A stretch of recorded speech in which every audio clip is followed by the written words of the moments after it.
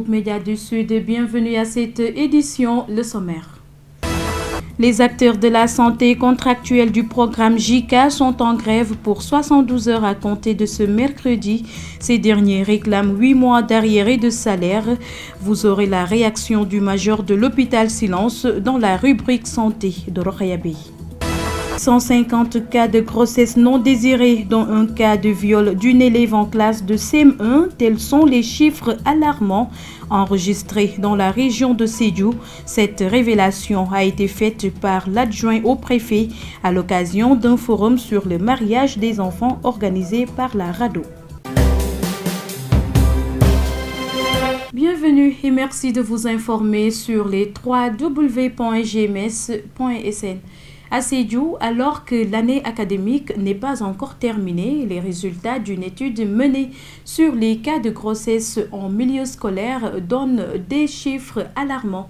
Ce sont au total 150 cas de grossesse non désirée, dont un cas de viol d'une élève en classe de CM1. Révélation faite par Madiaou Kandji, adjoint au préfet de Sédhiou, à l'occasion d'un forum sur le mariage des enfants organisé par la RADDHO. Oui, selon nos informations, nous savons déjà que pour l'année scolaire, il y a déjà 150 cas de grossesse avérés. Et dans ces 150 cas, il y a un cas au moins qui a été victime d'un viol d'une élève de CM2.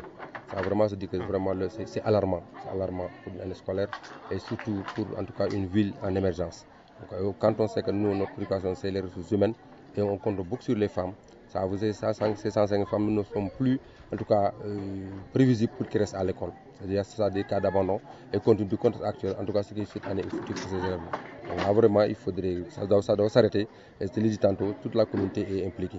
Les parents d'abord. Parce que également, moi je considère que l'espace de socialisation première, c'est la famille. C'est là où on doit inculquer des valeurs aux filles. Maintenant, il y a l'école, il y a la rue. En tout cas, nous, on a mis un dispositif qui permettait en tout cas d'encadrer les filles jusqu'à achever son école. Le fait qu'on dit que l'élève doit rester au moins 10 ans à l'école, ça c'est déjà des garde-fous. Pour nous permettre en tout cas de terminer son cycle et peut-être de faire autre chose. Si on a la chance d'avoir un diplôme, de poursuivre. Si on n'a pas la chance d'avoir un diplôme, on a au moins la capacité de pouvoir diriger un projet ou faire autre chose. Donc en tout cas, le maintien des filles à l'école, c'est un préalable.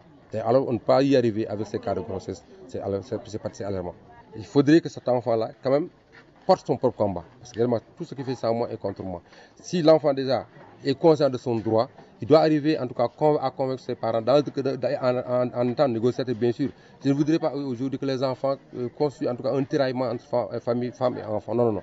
Il faudrait que l'enfant soit un négociateur pour arriver à convaincre son papa, sa maman. L'inspecteur de l'éducation et de la formation de Sédhiou, qui a animé la conférence sur le mariage des enfants organisée au CEM Amadou Mapate Diagne, a exhorté aux filles à refuser toute proposition de mariage précoce.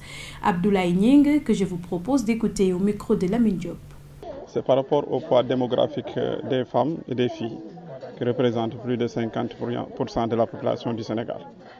Donc c'est à cet égard que je dis que pour gagner le pari de l'émergence, il faut forcément penser à éduquer les filles et à faire la promotion des filles.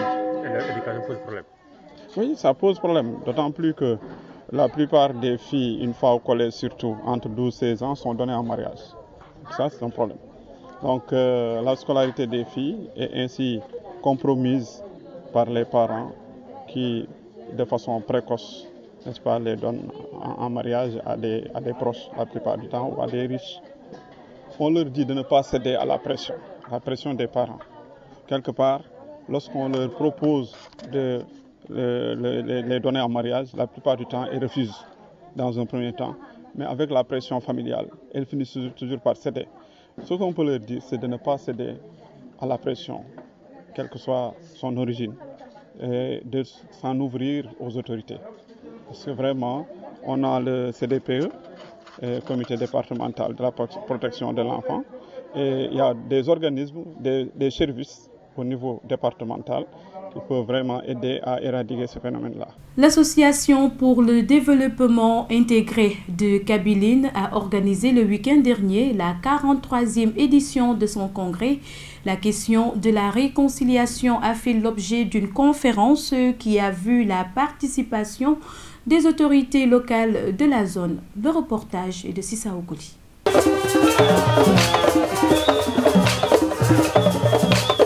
La 43e édition du congrès du village de Kabiline a vécu 3 jours durant, du 27 au 29 avril 2018, sous l'initiative de l'association intégrée pour le développement de Kabiline. Pour réunir les fils du village autour de l'essentiel après plusieurs années de division, une conférence sous le thème « Réconciliation, gage de développement local » a été organisée. Daouda Bosso Sonko est le conférencier du jour.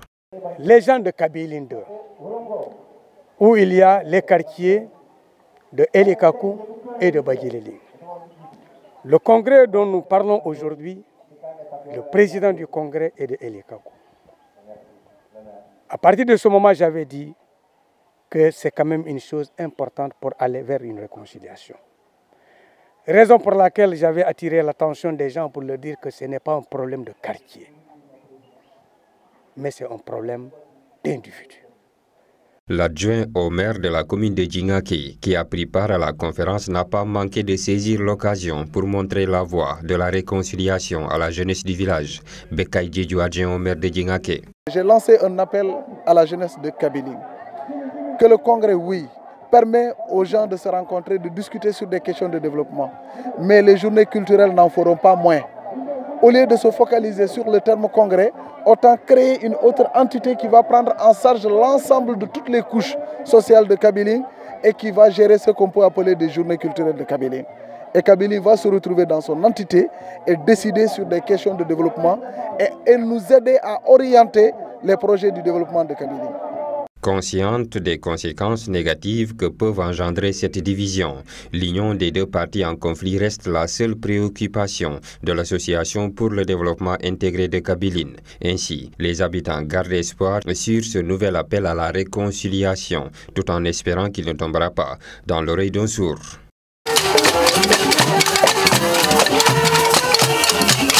Voilà, nous restons toujours dans le village de Kabiline. Le président du congrès de Kabiline est revenu sur les motivations du thème choisi cette année. Seydou Goudiaby a par ailleurs tiré le bilan de cette 43e édition qu'il juge satisfaisant. Un bilan positif avec beaucoup d'innovation. Mais vous savez, moi, dans mon mandat, je me suis dit, il n'appartient pas au président de s'accaparer de toutes les choses de l'association. C'est pour cela mes responsabilités, je les partage avec mes anciens, avec mes collaborateurs et avec même l'Assemblée. Parce que je me dis qu'un président ne peut pas passer tout son temps à parler. Donc si quelque part il y a des failles pour corriger, c'est difficile. Donc voilà, c'est comme ça. Donc nous avons innové cette année. Je crois que votre collègue Malamine Bodian et les autres sont une fois venus ici. Ils ont dû faire le constat que la façon dont nous organisons les congrès et celui de cette année, vraiment, il y a une nette différence. Le secret, moi, quand on m'a porté la tête de ce congrès, j'étais à Tambacounda pour des raisons professionnelles. Alors j'ai été élu. C'est après qu'on m'a appelé pour me écoute, tu es porté à la tête de ce congrès. Voilà, on est au poste de secrétariat général. Bon, à partir de là-bas, je me suis dit, mais tiens, ça c'est une lourde responsabilité. Que dois-je faire? Parce que ça, quand même, c'est une marque de confiance. Donc, comme je suis quelqu'un qui est très attaché à mon village et à mon peuple, à partir de là, je me suis obligé de faire une feuille de route. Et cette feuille de route a été présentée à une réunion de bureau élargie et ça a été validé. Et nous avons rencontré le chef pour la première fois. Et il nous l'a confirmé depuis que le congrès ça n'a jamais lieu, pour lui vraiment décliner notre feuille de route, qu'il a apprécié. Le concours de récital du Coran organisé par les maîtres coraniques de Ziguinchor s'est déroulé ce 1er mai au centre culturel. Cette 5e édition a vu la participation de plusieurs talibés venus de différents daras de Ziguinchor. Le compte rendu est de Maïmounaba. Plusieurs candidats âgés de 7 à 20 ans ont participé au concours de récital de Coran, une initiative des maîtres coraniques de Ziguinchor.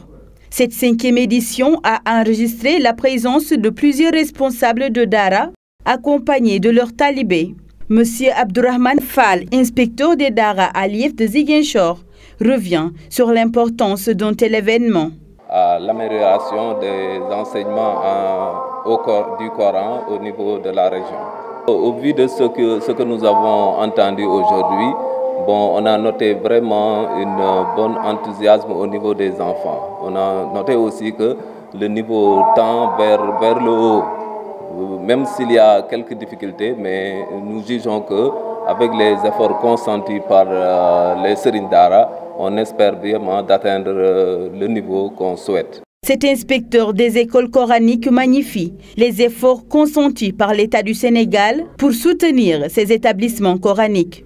On a noté sur les temps passés que l'État vraiment a travaillé beaucoup avec les Serigne Dara, les fédérations des maîtres coraniques, pour avoir des textes réglementaires qui va leur permettre d'améliorer la condition des Dara. Il a recruté pas mal d'inspecteurs envoyés dans les 14 régions, ainsi dans tous les départements du Sénégal, pour qu'ils suivent de très près l'enseignement arabe et les Dara. Des parents heureux de voir le progrès de leurs enfants. Le développement des écoles coraniques où les enfants s'initient à l'islam ne se dément pas, selon certains religieux. Ces derniers soulignent que la connaissance réelle du Coran est en perte de vitesse.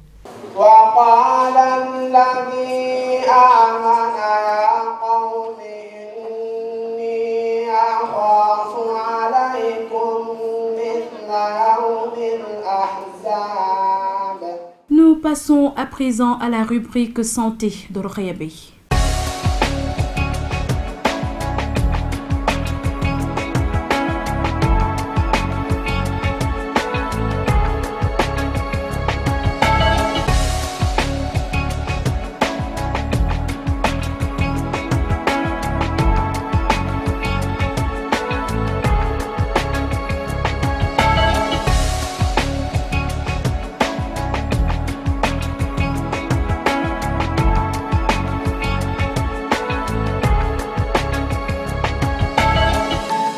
Mercredi 2 mai 2018, bienvenue dans votre rubrique santé.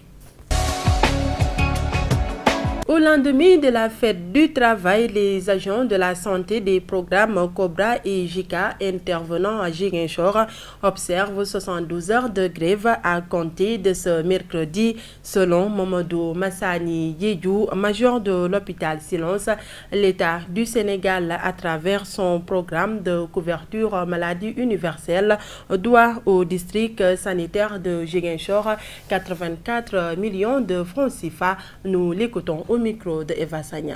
On va en grève au fait dans le secteur de la santé. Pourquoi? Parce que l'État a eu des contractuels que nous appelons contractuels JICA. Ces pères de famille, ces mères de famille là sont à 7 ou 8 mois sans salaire.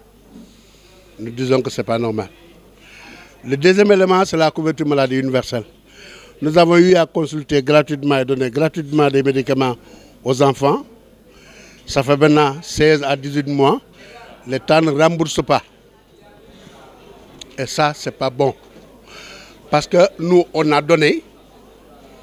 Quand c'est fini, on a pris le fonds de caisse. On a donné. Quand le fonds de caisse est fini, il n'y a pas de remboursement. Qu'est-ce que vous allez donner aux enfants malades? Rien du tout. Nous allons en grève. On a commencé par un sitting, une présence négative. On a fait 24 heures. On a fait 48 heures. Maintenant, nous allons aux 72 heures. L'État doit, pour ce que je maîtrise moi, en matière de couverture maladie universelle, de novembre jusqu'au mois de novembre 2017, 84 millions pour le district de Ziguinchor. Nous allons parler à présent des bienfaits de la pastèque. Ce fruit composé essentiellement d'eau peut vous aider à lutter contre la déshydratation, surtout en cette période de forte chaleur. Composée à 92% d'eau, la pastèque est le fruit idéal pour prévenir la déshydratation. Sa pulpe rouge permet de rafraîchir et de purifier l'organisme. Peu sucrée, elle est également très peu calorique et peut ainsi être consommée tout l'été sans crainte pour votre ligne. Source de vitamine C, la pastèque est bonne pour le système immunitaire. Elle favorise également la bonne santé des dents, des gencives et aide à prévenir les dommages cellulaires. Sa teneur en vitamine B6 intervient dans le métabolisme énergétique et participe à la formation des tissus. La vitamine A contenue dans ce fruit renforce les yeux. À ce jour, la pastèque est la source de citrulline la plus connue. Au Texas, des chercheurs ont démontré que cet acide aminé favoriserait la dilatation des vaisseaux sanguins. Consommée en grande quantité, la pastèque aiderait donc à la fonction érectile. Elle est le fruit le plus diurétique et permet de lutter contre la rétention d'eau. Consommé en grande quantité, il peut s'avérer être un puissant laxatif et peut aider à réguler la flore intestinale. Le lycopène, un antioxydant contenu dans la pastèque, permettrait d'améliorer la capacité des cellules de la peau à se protéger des rayons ultraviolets et donc de diminuer les risques de coups de soleil. Elle permettrait également d'hydrater la peau en profondeur. Si vous devez surveiller votre taux de cholestérol, vous pouvez manger de la pastèque sans vous poser de questions. Ce fruit est composé majoritairement d'eau et de glucides. Il ne contient quasiment pas de lipides et pas du tout de cholestérol. Allez-y, les yeux fermés. C'est tout pour aujourd'hui. Rendez-vous est donné la semaine prochaine. Mais d'ici là, prenez soin de vous.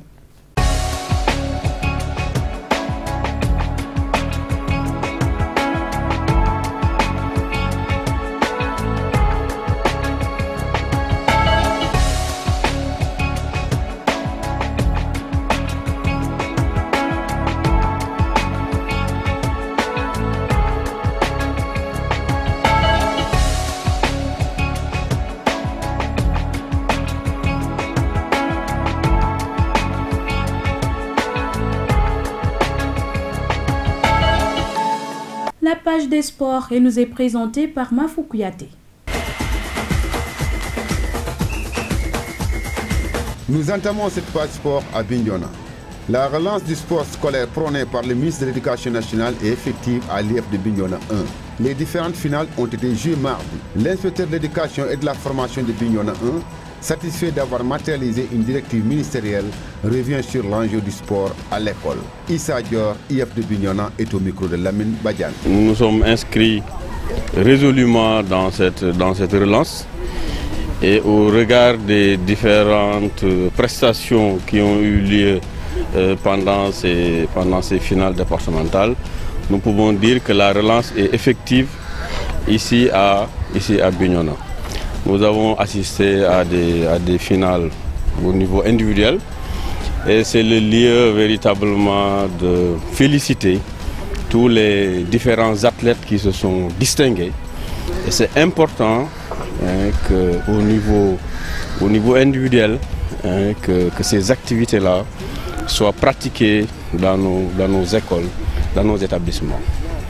Au niveau également des compétitions collectives, nous avons assisté à de belles finales.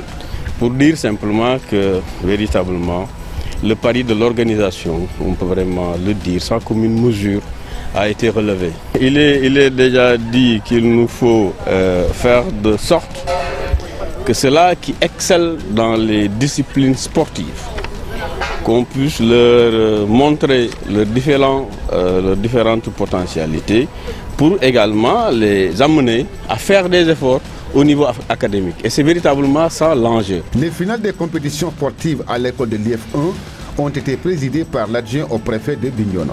Al-Hassan Bassissé a mis l'accent sur le caractère social et instructif du sport dans les écoles.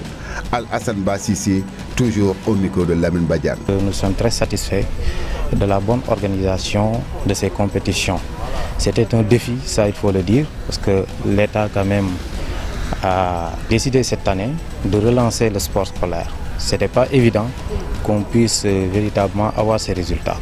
Et qui dit sport des relations entre des jeunes.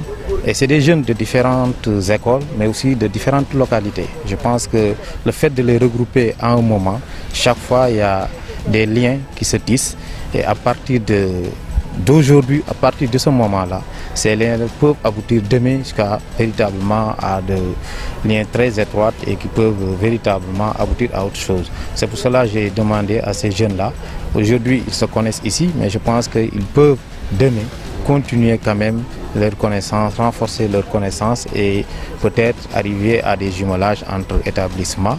Mais tout ceci quand même dans un esprit quand même de fair play, mais et surtout dans l'esprit d'apporter quand même un bonus à l'éducation de notre gens. Je pense que si les gens sont unis, si les gens sont ensemble, ils peuvent développer des stratégies pour leur permettre entre jeunes, entre élèves, de voir comment faire ensemble pour s'entraider, pour que chacun puisse réussir de son côté. L'avance de 1 milliard de francs CFA, soit 2 millions de dollars que la FIFA doit verser à chacune des 5 sélections africaines qualifiées à la Coupe du Monde 2018 au titre de leur prime de participation au Mondial 14 juin au 15 juillet est déjà disponible dans les caisses de la Fédération sénégalaise de football, a annoncé mardi son président Augustin Senghor. En international et en Ligue des Champions, bousculé par un Bayern Munich très enjambé, le Real Madrid s'en est remis à un doublé de Benzema pour accrocher au nul à Bernabeu, 2 buts partout. Un résultat qui lui permet de se qualifier pour sa 3e finale de Ligue des Champions en 3 ans. Pour Zizou, toujours invaincu en C1 depuis sa prise de fonction, une 3e finale de C1 de rang se profile. Une exception dans l'histoire du football européen, puisque seuls 2 techniciens avaient réalisé pareille performance dans le passé. Les Italiens Marcello Lippi, 1996-1998, et Fabio Capello, 1993-1995. Mais à l'époque, eux n'en avaient remporté qu'une. L'actualité d'ailleurs présentée en bref et en images, elle nous mêle au Burundi, au Maroc et en Arménie. Au Burundi, les États-Unis inquiets quant à la sécurité à quelques semaines du référendum constitutionnel prévu le 17 mai prochain. Les États-Unis soupçonnent de nombreux cas de violence, d'intimidation et de harcèlement commis contre des opposants au référendum, indique un communiqué du département d'État américain rendu public ce mardi. Une dénonciation qui semble procéder du contexte burundais marqué selon les États-Unis par des violences et des intimidations à l'endroit des opposants burundais. Et puis, au Maroc, le Maroc a rompu ses relations diplomatiques avec l'Iran, accusé d'avoir facilité la livraison d'armes au Front Polisario par l'intermédiaire de son allié du Hezbollah libanais. Rabat avait déjà rompu ses relations avec Téhéran entre 2009 et 2014. Lors d'une conférence de presse à Rabat, le ministre marocain des Affaires étrangères, Nasser Bourita, a assuré qu'une première livraison d'armes avait été récemment fournie au Polisario, le mouvement indépendant sahraoui soutenu par l'Algérie via un élément à l'ambassade iranienne à Alger. Et enfin, en Arménie, le mouvement de contestation a repris ce mercredi. Les partisans de Nikol Pachinian comptent bloquer tout le pays pendant une semaine jusqu'à la prochaine élection du Premier ministre par le Parlement. Place à présent à la revue des quotidiens parue ce 2 mai avec Mohamedou Salif Ndiaye. Bienvenue à cette revue de presse de ce mercredi 2 avril 2018. La cérémonie de réception des cahiers de doléances des centrales syndicales et la révélation d'un projet terroriste lors du procès de l'imam Ndao et compagnie devant la chambre criminelle de Dakar s'offrent les manchettes des quotidiens parus ce matin. Macky Sall sans gants avec les syndicats, c'est le titre qui barre la une de l'As quotidien. Le chef de l'État est catégorique. On ne peut pas généraliser la retraite à 65 ans, pèse le président de la République. Il poursuit. Si l'État lève le pied, la SAR va disparaître. Toujours selon l'AS, Macky Sall soutient qu'il viendra à l'UCAD que si l'année universitaire démarre en octobre ou en novembre. Toujours face aux revendications des travailleurs lors de la fête du 1er mai. Sud Quotidien titre Macky parraine le dialogue. Le quotidien Enquête mentionne les vérités de Macky Sall aux syndicalistes lors de la remise des cahiers de doléances. Éducation, Société africaine de raffinage, compagnie sucrière sénégalaise, non-respect des décisions de justice par certains services de l'État, chômage des jeunes, le chef de l'État crache ses vérités aux syndicalistes, écrit le journal. Sur la question de la SAR, par exemple, enquête écrit, le président de la République n'est pas content. Il ne semble guère agréer le débat médiatique autour de la SAR. Aux acteurs, il demande une certaine mesure. Dans sa livraison du jour, le quotidien national Le Soleil est revenu sur la fête du travail et titre Macky Sall prône la paix sociale. La publication nous rapporte que les travailleurs demandent le respect des accords signés. Le journal nous signale aussi que le SMIC passera de 36 243 à 52 500 francs CFA à compter du 1er juin. Le quotidien rapporte aussi les propos du chef de l'État qui estime avoir créé 411 000 emplois depuis 2012 s'adressant aux syndicalistes. Les journaux se sont également intéressés au procès de l'imam Ndao. Le quotidien affiche à sa une le plan de Daesh pour Dakar. La publication livre les propos de Johane qui soutient que Daesh voulait faire des attentats suicides et s'en prendre à des Français. Sud Quotidien nous parle également de l'implantation d'une base de Daesh entre le Sénégal, la Gambie et les deux Guinées en se rapportant sur les confessions de Maktar Johane. Le quotidien est revenu aussi sur les aveux de Maktar Johane. En sport, Stade Quotidien s'intéresse au match de la Ligue des Champions entre l'AS Roma et Liverpool. Le journal titre Sadio à 90 minutes de la finale. Nous terminons avec Sunulamb, le quotidien des arènes sénégalaises qui reprend les propos de Double Less sur le combat devant opposer Balagaï 2 à Modulo et titre C'est la revanche du siècle. C'est tout pour les parutions du jour. À vos journaux et bonne lecture. Voilà, merci à toi Mohamedou Salif Ndiaye et c'est par cette revue des quotidiens que nous bouclons cette édition. Merci de l'avoir suivi. Excellente suite des programmes sur les www.gms.sn et sur la 89.3 FM également. Au revoir.